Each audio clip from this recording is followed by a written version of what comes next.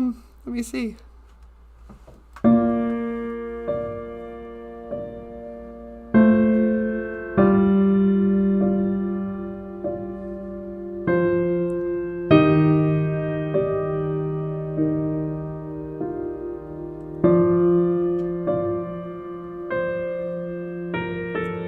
Art, beat, fast, colors and promises.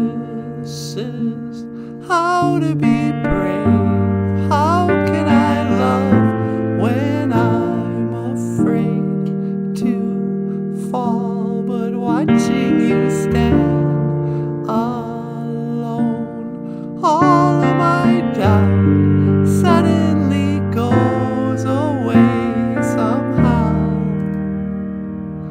One step closer. I have died every day waiting for you. Darling, don't be afraid. I have loved you for 1,000 years.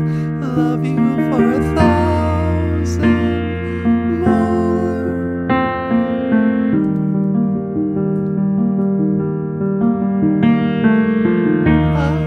Stands still, beauty in all she is.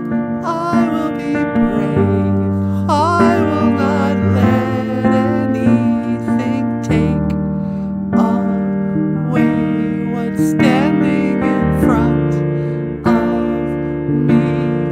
Every breath, every hour has come to this. One step closer. I have died every day waiting for you. Darling, don't be afraid. I have loved you for 1,000 years. I'll love you for 1,000 more. All along I believed I would find you. Time has brought your heart to me, and I have loved you for 1,000 years. I'll love you for 1,000 more.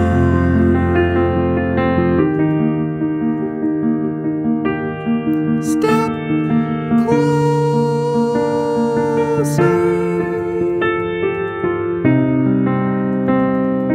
One step closer. I have died every day waiting for you. Darling, don't be afraid. I have loved you for 1,000 years. Love you for 1,000 more. All along I believed I would find you. Time has brought your heart to me, and I have loved you for 1,000 years. I love you for 1,000 more.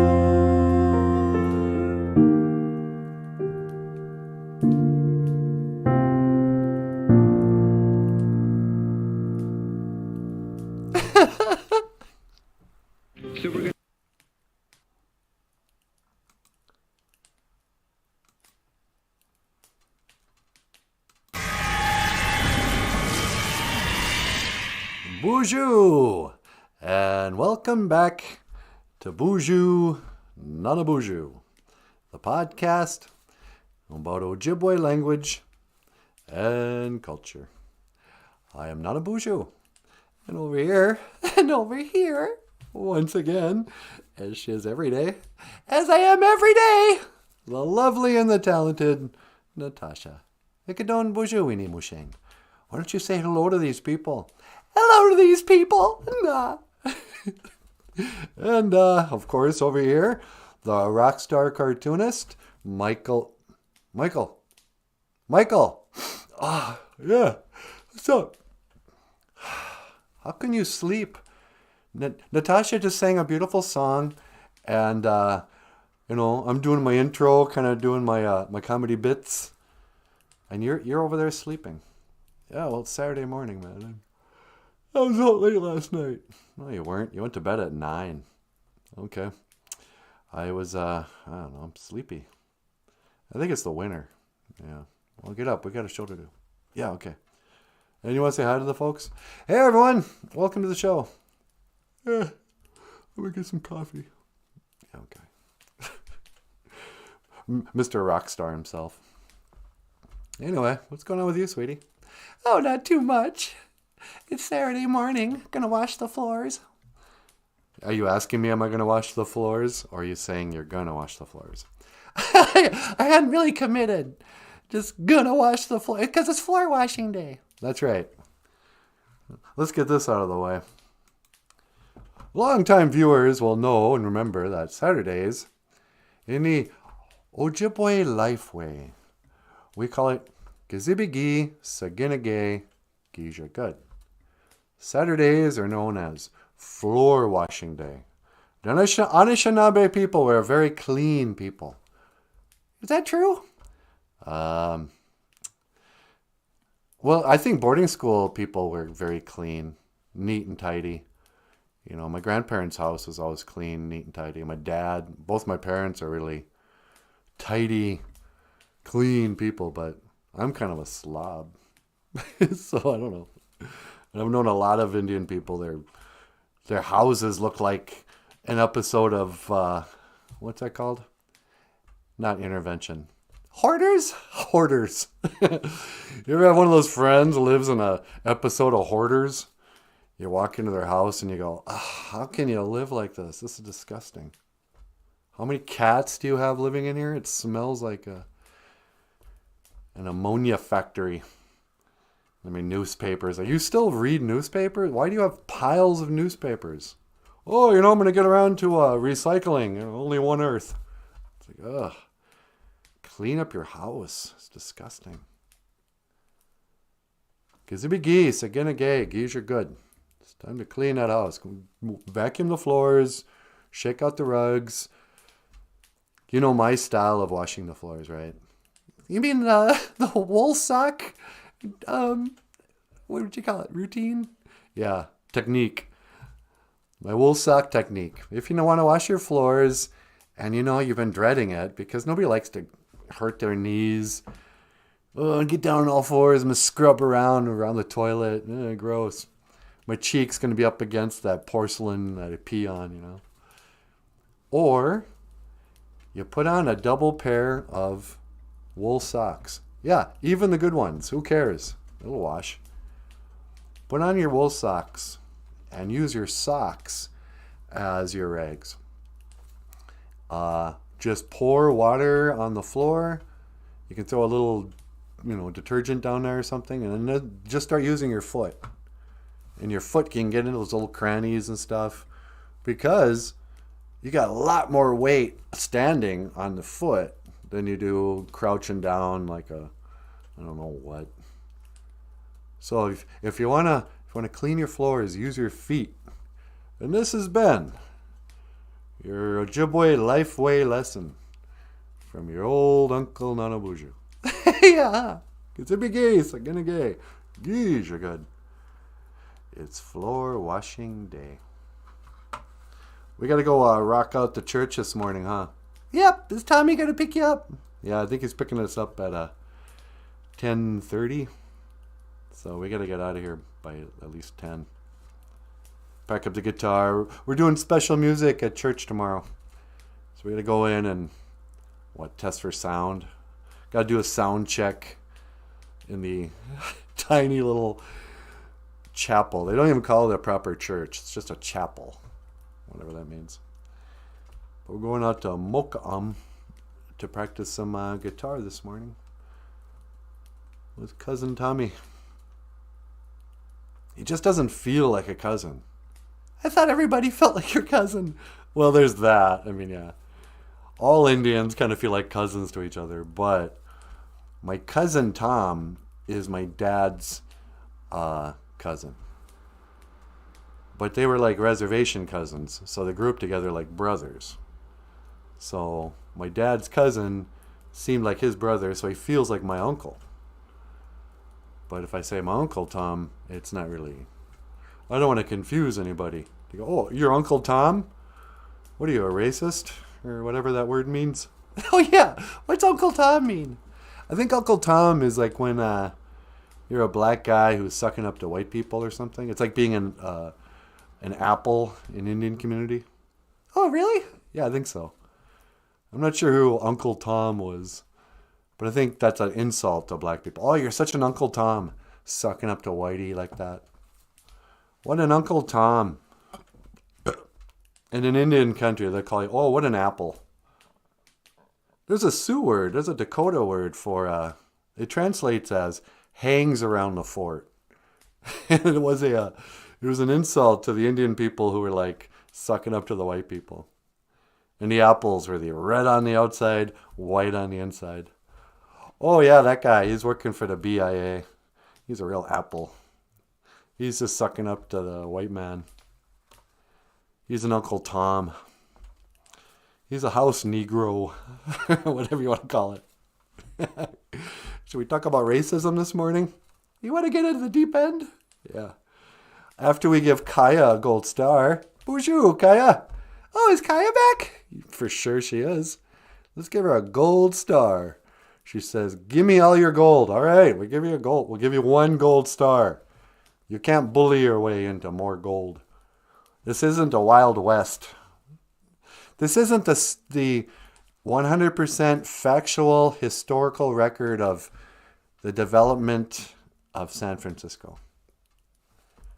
Here's the story of gold, as I've understood it. Back in the days of the Wild West, right? This is what history will teach you. There was just nothing but primitive Indian roaming the prairie, hunting buffalo with spear, wearing their little loincloths, feather in their hair, living one with nature. You called it corn, we called it maize, right? The Wild West. Then a white man came from across the sea, and he brought us pain and misery.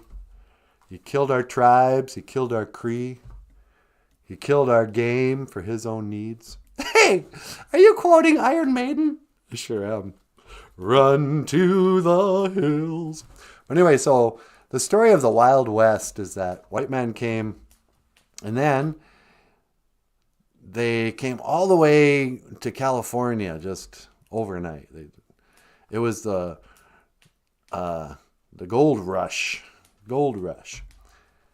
So some baggy pantsed meth head goes up into California and he finds gold in them thar hills. And he comes running down and goes, hey, there's gold in them dar hills. Come on, everybody. And all the white people went running into the hills and started, what? Looking in the rivers for gold chips, digging into the ground for gold. And with that gold, I'm not sure why there would be any value in gold in Wild West times. You couldn't do anything with it. It's not like you're going to go back to London and sell watches with the gold you just mined. But anyway, so as the story goes, white people all got rich and they built this amazing Roman Greco city called San Francisco. They built the San Francisco Bridge. They built enormous stone, marble, cathedrals and skyscrapers and just a city in like the 1700s. Then there was a fire and an earthquake, and magically, right after the World's Fair, it was just demolished to rubble. And they had to rebuild. And to this day, there's still really old buildings from the time of the gold rush when the white people built all the buildings in California, because there's no way that our historical narrative is fiction. It's so hard to get into this subject. I know. I've been watching a lot of these history reset videos where they look at all these old architecture from all over the world, including the United States. And on the one hand, they say, oh, we were Indians and we roamed the prairies and there was no set. We had never invented, a building, let alone the wheel. And we didn't have steel tools. We were just like cavemen.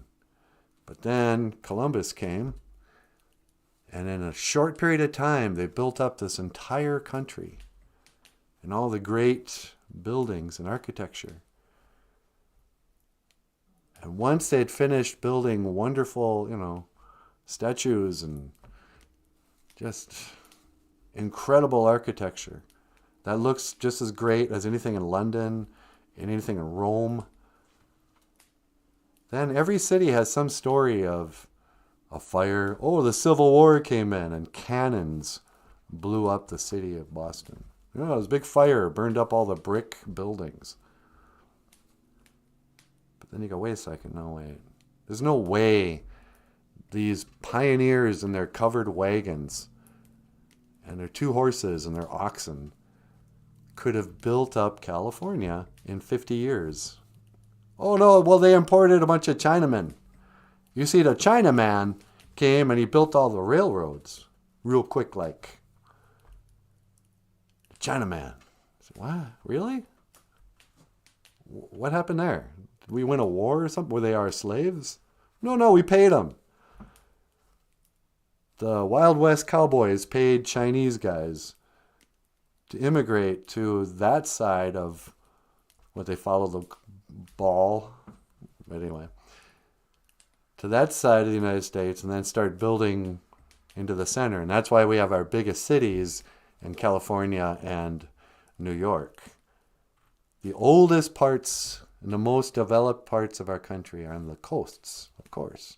Even though the story is everybody came from the east. Then why is California so much older than the Midwest? Then you get Minnesota, we're like the last of the undeveloped areas. And we still have like St. Paul and all this cryptic historical, what is going on there? How did they build those buildings that look like something out of London with a clock in a tower and cathedral churches, the lift bridge in Duluth, gold floored, mansions, the Stillwater State Prison. And then what happened to all the brick factories? I've never seen a brick factory in my whole life. But apparently the brick factory, that must have been where the money was in the Wild West, making bricks. You would think, if the historical record's correct. Yeah. So I don't know. Everything's a mystery right before my grandparents' age. I can count on history as far as what my grandmother told me it looked like. I've seen the pictures of her as a child. How did they build the boarding schools? You go down on Flandreau, it's in the middle of nowhere, in the middle of a grassy prairie. And, boom, in the middle of this cornfield is a couple of buildings that were built out of brick and, huge, 30-foot ceilings, columns, a full gymnasium, basement stuff, plumbing. I was like, where did they get all the people to make the Flandreau Indian boarding school in the middle of nowhere? And why did they choose Flandreau, a little town, to house this enormous, it looks like it could have been a college. Same thing with like Concordia College out in Moorhead. They say, in the beginnings, it was just this one building, Comstock Memorial Union. Yeah, about a mile away, there's another series of buildings that also look ancient, called Moorhead State University. But as you can see, this earliest photo, there's nothing out here except cornfield. There's no town. This building, Comstock Memorial Union at Concordia College, is older than the town of Moorhead. They built the college first and then moved in people. Why would they do that? How did they do it? It's insane. All I know is Kaya gets a gold star. And Zagame's here. Hey, bonjour, Zagame. How about a silver star for Zagame? I don't mind if I may. Don't mind if you do. I think Michael should translate this song into Ojiberish. Yeah, that's a good idea. We should do all those songs in Ojiberish. Ojibwe. Should we record an album of all Ojibwe songs? But to like popular songs like 1,000 Years? Yeah, we could. I mean, the problem is when you translate into Ojibwe is making it rhyme. It's actually better just to choose rhyming Ojibwe words. You know, like BOOZHOO NANABOOZHOO Niman Waindam Oma Noon Goom. I was rhyming BOOZHOO with Noon Goom today. BOOZHOO NANABOOZHOO, I'm happy here today. BOOZHOO NANABOOZHOO Niman Waindam Oma Noon Goom. BOOZHOO NANABOOZHOO Niman Waindam Oma Noon Goom. Oma Noon Goom here today. What can I say? Hey, John Redcorn. Good morning, Vietnam. Good morning, Vietnam. Good morning, Vietnam. Was that a real guy? I think it was based on a true story. That'd be a good job. If I had to go to war, I'd want to be a DJ. I wouldn't want to have to go into the jungle and like fight and take bullets. I want to be sitting in a safe bunker, just, playing records. That's how I would serve. Grassroots Indians. Okay, hey, bonjour. Oh, let's get a silver star for Zagame. Silver star for Zagame. And a gold star for John Redcorn. John Redcorn gets not a gold star, a bronze star. Oh yeah, bronze star. Bronze star for John. Michael Scott Werner. Michael Scott Werner. Or Werner. It's probably Werner. You think she's German? Yep. I think Michael Scott's Scott Werner. That's totally German. I think Scott is Scotch. From Scotland. Oh yeah, maybe it's from Scotland. I don't know. When I get stressed, I clean. So I basically floor wash every other day. Oh, really? That's a great method for working out stress, though. If you're ever depressed, start cleaning. Just start in one room. Your outward room reflects your inward disorder in that. And so you don't always feel like it when you're depressed, because usually we have no energy and you just want to lie on a couch and just veg out. But it's better. Get up, do the dishes. Start washing. Hey, how about this? Rearrange your dishes cupboard. Throw out the dishes you don't need anymore. Come on, you're never going to have a dinner party with 20 people. You can get rid of some of those dishes. Make some room. Start cleaning. Clean, And before you know it, you'll forget that you were ever depressed. And you'll be all like, oh, I'm so proud of my clean cupboard. What a joy it will be to come in here tomorrow morning and open this cupboard to such order. Look at this, all the cans. I can see the label. I won't even have to. I can just, tomato soup it is. Missy Charlie, good morning, my cousin. Is Missy here? Yep. Good morning, Missy. Mino Giga Jabe. Minnow Giga Jabe. Good morning. I dust with an old socks. Yeah, that's a good idea, says Ruby Ruby. Good morning, Ruby Ruby. Good morning, Ruby Ruby. And Shady Side Locust is back. Shady Side, what's up? Time to land in here so I have some thoughts to chew on. Yeah, here's some thoughts to chew on. Who built those old buildings? My theory is the Freemasons discovered the buildings that were already built even in North America. And they took credit for building them. And so that's why they call their secret club Freemasons. They found Freemasonry. They were like, wait, hey, who was the mason who made this brick building here out in the middle of nowhere, Midwestern? I thought it was just teepees and wigwams. And the problem is it begs all the questions of what we think we understand about Native American history. Why didn't we live in these buildings? If there were buildings here before white man came, then they were here when we were living here without European. Why didn't we move into, you name it? Or did something happen?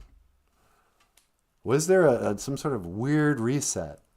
And we were all the descendants of children whose parents were killed off. And they inherited this new world.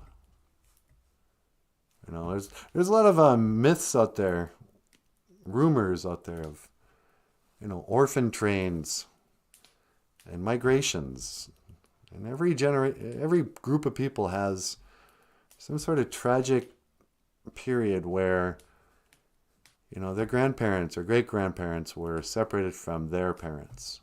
There was a war, and so they had to leave Germany or whatever.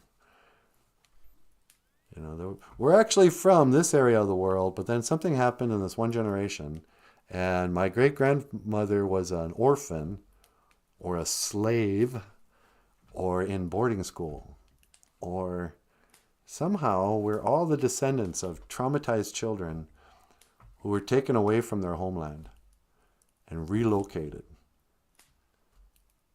And so we don't have a good, reliable grasp of what our history actually is.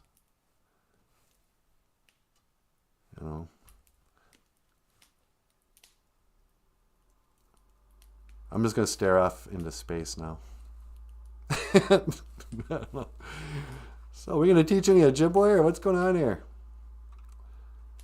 My grieving turtle identity couldn't even get a passport to France. Shady Side can't get a passport to France. She's on that list. She's on the terror watch list? Yeah, she's a terrorist watch list. Yeah, I keep my eye on you too. I wouldn't let French, God, they understand. They're not going to let you in. French are cowardly people. My maternal great-grandparents were removed from Similand in a human zoo. A human zoo. My paternal great-grandparents were runaways to Canada in the 1830s. Isn't that crazy? Now, when you look at those old pictures of the old World's Fairs, I don't know if you're talking about this. They did have human zoos. There'd be people from every different country. Here is representing Africa, and you walk by and see the African display. Or you'd walk by. That's why, remember in the beginning of Tonto and Lone Ranger? Yeah. Johnny Depp is standing in that display. That was kind of like the World's Fair thing. World's Fair, and there's still photos of these old World's Fairs. That would have it was like they showed for one last time everybody these amazing cities in San Francisco and Chicago and St. Louis. Greco-Roman, they had full electricity, huge pools, and somehow people from all over the world got there. I don't know how they got there. There's ride trains from all, anyway, so those huge events called the World's Fairs. And you could walk around and they would show the new inventions. One of the new inventions they had there was baby incubators. Jerry Seinfeld talks about how his grandpa was a incubator baby. They had a World's Fair in New Jersey or something too. And so they show, look at these babies that are growing inside of an incubator. Creepy, I don't know. But then they would have like, oh, look at the Native American. Look at the African. And they would have like black people sitting there going, hello. Yeah, I'm sitting in front of this is what Africa looks like, kind of. And I'm a black person. Take a look. No, this isn't a petting zoo. Do you mind? Move along. You know. And people could go, oh, look, a Chinaman. They made the railroads, you know. They're so good with dynamite. They invented dynamite, you know. But then, what happened? They destroyed all those buildings. Oh, those weren't real Roman Greco buildings. What are you talking about? Yeah, you know, in the 1800s, we built fake, realistic-looking buildings all over the world, and then blew them up. Never mind. It's called the Civil War. Those darn cannonball shooters that don't work. I don't know. I guess what I'm saying is our history is 100% fiction. I don't know what the real history is, but I know it's not what they told us in school. It wasn't some virgin, untouched, unknown land inhabited by peaceful, even though there are thousands of different languages. Maybe not thousands, hundreds. I don't know. Nobody knows. That's all I'm saying. I'm on a Timex watch list. Says Shady Side. Yeah, I'm on a Timex watch list too. They got kicked out of the zoo and sent for their friends. They made a little shanty colony in London town. Cool. In London town. Mino Giga Jabe. But I have not been to Oxford town. And I have not done. Ba-da-da-da-da-da-da. Oka-hey-da-day-day. Well, anyway. As for our little Ojibwe today, I was thinking about this and that and over there. Away. This. Iwe. That. Iwede. Over there. So you might ask yourself, what is this? Wagonin? Away. Wagonin away. What is this? What is that? Wagonin iwe. What is that? What is that? What is that Mormon tabernacle? In the... Should I pull up that picture? Do you have it? No, but I could find it. We're not going to have a picture of the moon and the earth, though. Who cares? Okay.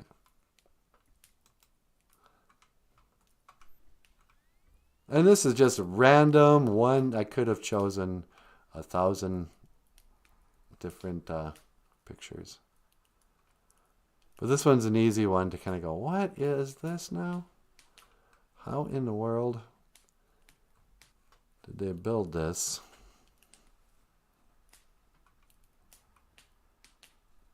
Is this a flanger here?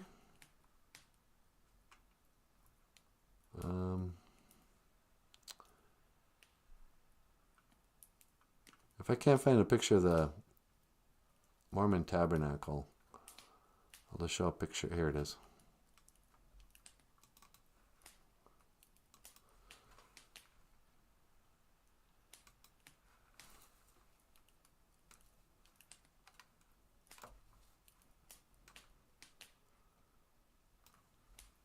Wagonin away. What is this?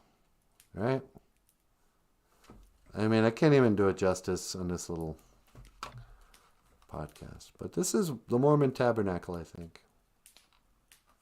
I don't know what's officially called, but this is, a church in Utah. America. And, look way up there. Look at that big... How in the world did they even get up there to put that statue on top? There's a gold statue of some Roman something. Nobody even bothers to explain. Playing angelic horn or something. It's probably supposed to be an angel. Looks like it's made of gold. And that's nothing compared to the whole building. So this thing, looks like it's made out of concrete. I don't know. Was it bricks and then, concrete over the brick? Who knows? But it's huge, amazing. Magical. And the story is 65 Mormon people fled religious persecution. That's always a story too behind it. Oh, they had to come here. They were being persecuted for their religious beliefs. Really? They're being bullied by the Christians or something? Anyway, so 65 people came out in wagons with their children and their women into the mountains that has winter. And in their spare time, they built this. The 65 of them with their wagons and their horses. Did they even have a wheelbarrow? Because that would take a lot of space in a wagon. But somehow, the Mormons built this, they say. They take credit for that. I hate to call you a liar, I know you're religious people, and this is one of your commandments. Thou shalt not lie. But you guys are lying sacks of crap if you want me to believe that you built this in Utah in the 1800s. I don't know who did. But, hey, Missy just gave us $10, sweetie. Hey, miigwech, Missy. Miigwech. You should have gave that to the Mormons. They got a lot of bills trying to heat this castle in the mountains. And then, as for themselves, Brigham Young, he would have lived in a log cabin. Why didn't he build himself a castle? I don't know. What is this? We're going away. What is that? We're going away. And what is that way over there? What is that? Away day. Away day. So sometimes I'll offer tobacco to the 4 directions. And you'll say, Odapanan niwia sema manadug ewede. Manadug, spirits, ewede, over there. Wabanung, in the east. Wabanung, Waban, east. Wabanung, in the direction of the east. One of these days, when it gets nice outside, we do some shows out in the woods. I'll teach you kids how to offer tobacco in the language. Zagame. She gave us a super chat. She sure did. Miigwech, Zagame. Another $10 from Zagame. Looks like we're going to Country Kitchen after all. All right. Miigwech. These guys, if you guys are wondering what we're talking about, the super chats. If you'd like to support the show, we gratefully, humbly accept your junia, your money. But really appreciate it. Miigwech. Wait. Who? Owenin. Owenin. Ha ha ha ha. I really wanna know. Owenin Gin. Ha ha. Who are you? Who you? Owenin Gin. You, Gi. Gin or whatever. Owenin Gin. But if you want to say, who is this? You would say, Owenin away. Who is this? Who is this over here? Who is this sight for sore eyes? Get out of here. Natasha. Natasha away. That is Natasha. In Ojibwe, we always say away and away after the thing. I wouldn't say away Natasha. Would I? I don't know. You might. I've only heard it the other way. Maybe I'm wrong about this, but Natasha away. That is Natasha. Natasha away. This is Natasha. Natasha Iwede. That's Natasha over there. What is it? I don't know. Wenin. Who? And then Andi. Andi ea nana boozhoo. Andi ea nana boozhoo. Oma binin. Oma binin. Where is Nana Boozhoo? Andi ea. Where is his body? Andi ea nana boozhoo. Oma binin. Oma here. Binin. Here I am. How are you today, sir? Anin eji ayan. Nime no ea miigwech. How are you today, sir? I am good, thank you. Nime no ea miigwech. I am fine, thank you. Giga waba min awa. Who are you? Where? Andi. Andi ayan. Benjamin, where is Ben? Oh, there he is. Benjamin. Iwede. Benjamin's over there. Benjamin Iwe. That is Benjamin. Little dog on the left. Get along, little doggy. Anyway, these are just some of the Ojibwe words of the day. It's a lot of words. You might not remember them all. Unless you write a song. When and Geen. I really want to know. Who are you? Who? Roger Daltrey dead yet? I don't think so. He was a good singer. I used to like the guitar player too. Pete Townsend. You young kids won't know what I'm talking about. There used to be a band called The Who. Called Owenin. Who. The Who. The Owenin, I guess. And there was a singer named Roger Daltrey. And a guitarist named Pete Townsend. And there was a drummer called Keith Moon, who died pretty early on. He was crazy alcoholic, drug addict. Just out of his mind. And a bass player called, I don't remember the bass player's name. John Entwistle. Wow, you know your Who, don't you? I do, I love the Who. John Entwistle. And John Entwistle died with some girl half his age in a hotel room. Yep, I think that girl was his wife. His wife, okay. But she was like young fan or whatever. He lived the rock star lifestyle. Doodle-doo, doodle-doo, doodle-doo, doodle-doo. But I used to really like the Who. But then Pete Townsend got in all that trouble for taking creepy pictures of children. And he was like, "Oh, I'm doing research on my internet for illegal pictures. I want to make a book of illegal, immoral pictures and acts." So kind of ruined Pete Townsend's music for me.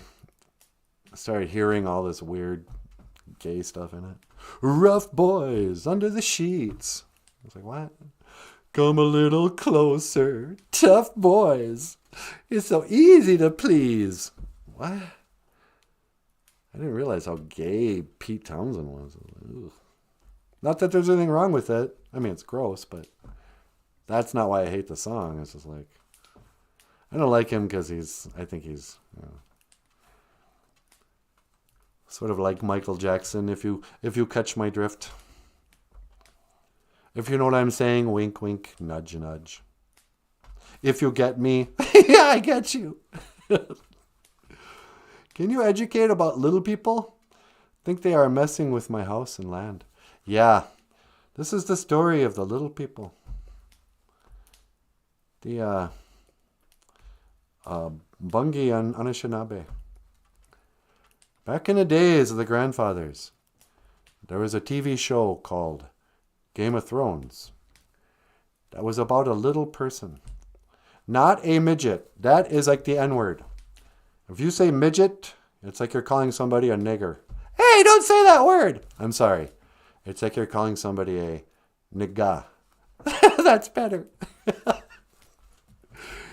A nigga of color. That's what the M word is, midget. Don't say midget. Midget's bad. They like to be called little people. So, in this movie or TV show called Game of Thrones, Peter Dinklage, yeah, I know, that's his name. This dinky little guy. His name's actually Peter, as in penis, Dinklage, as in dink, dinky, dink, Peter Dinklage played a little person. And in Game of Thrones, he was a king or something. So the day came where he got off of his throne and he leaned forward and he just threw up, vomited, and it splashed all over the stone tile. Why are you telling that story? That's the only part of Game of Thrones I've ever seen. Really? You've never saw Game of Thrones? Not once. I haven't even seen scenes from Game of Thrones. I think there's a girl in it with white hair. Maybe I've seen that. I think she said something about dragons. But no, I don't almost nothing about Game of Thrones. Except that one scene where Peter Dinklage bends over and throws up. It's like a meme. So anyway, so the day comes when Peter Dinklage, the little person, not the midget, was watching television. And on that television they said, coming soon, the new live-action movie called Snow White and the Seven Dwarves. Well, Peter Dinklage, let's just call him Dinky Peter. The Dinky Peter stood up and he looked down and he goes, I gotta do something about this or my name is not Dinky Peter. So Dinky Peter gets on the internet and he's like, this stupid movie, how come they're making a movie that's racist against little people? Don't call us midgets, you racists. We are not midgets. We are dwarves. And this movie, it trivializes us dwarves. And then somebody had to come up and go, hey, Mr. Dinklage. You have dwarfism. The term dwarfism takes its name from the mythical character of a dwarf. It's kind of like being a hobbit or it's not real. Dwarves, it's like being an elf or whatever. You are not a dwarf, nor are you an elf or a hobbit, whatever. You are a person with a birth defect. Yeah, birth defect. You're defective. I don't mean to be rude. I don't want to be rude, Peter Dinklage. But your outrage is kind of misplaced. That's not insulting to do a movie where people are dwarves and having people with dwarfism, because you've made it confusing now because no one can just say midgets. Yeah, they hired a bunch of midgets to play dwarves. That's not insulting to midgets or dwarves. These are happy, hardworking band of brothers. I wish I lived with 7 dwarves. And these are working class, regular, miners, basically. The dwarves, they happily get up, hi-ho, hi-ho. They go to work every day. Somehow, I forget the story, but they stumble across a totally vulnerable young girl, beautiful young girl, and white skin. Although now I guess she's Hispanic. But Snow White, and unlike what Peter Dinklage probably would do given the chance, these 7 dwarves, they don't touch her. They're very respectful. I think they protect her or something. I don't know. But Snow White receives no, creepy whatever from those dwarves. They're very respectful. Peter Dinklage is a Hollywood actor who vomits on camera. So this has been the story of Peter Dinklage. Ah, Hikes, is it 10 o'clock already, sweetie? Yeah. Did you want to get up here tonight? Well, we're going to run out of time now. How long have we been on? Almost 50 minutes.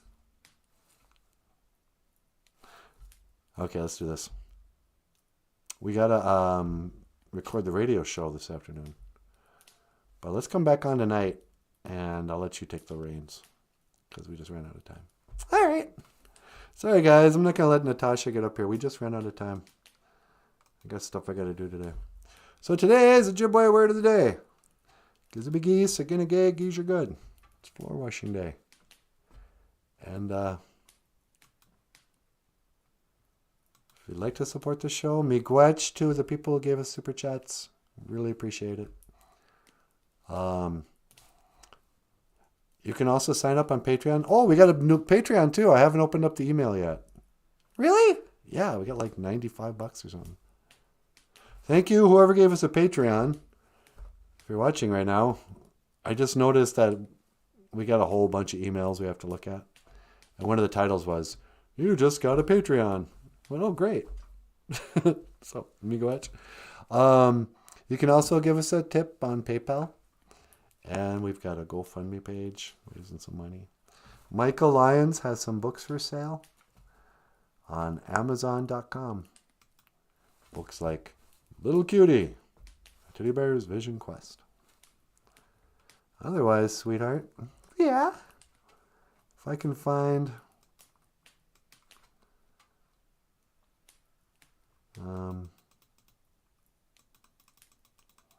our theme music. There we go. And I'm on my way. Otherwise, just want to say miigwech, bizend. Oh, so tonight, we'll be back on tonight, huh? Yep. We'll be back on later tonight for the evening Saturday night show with Natasha. Miigwech, bizend, awieg. Thank you for listening. And miigwech, ganawabieg. How come the music's not playing, sweetie?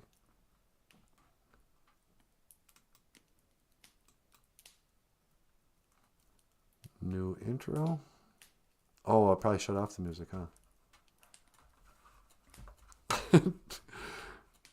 Did I just shut us off YouTube? I hope not. I think I did, sweetie. That was sort of anticlimactic. Miigwech, bizend, awieg. Thank you for listening. We'll be back later tonight if we're not already just shut off awkwardly. Thank you for watching. BOOZHOO NANABOOZHOO. I will see you again. Gigawa min. Minowa. Okay, sweetie. Why'd you teleport? I think it's so, number one. Okay, hang on. Okay, here we go. See you later.